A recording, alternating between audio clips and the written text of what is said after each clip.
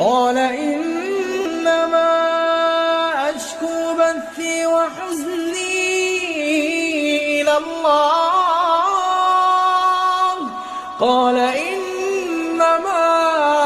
أشكو بثي وحزني إلى الله وأعلم من الله ما لا تعلمون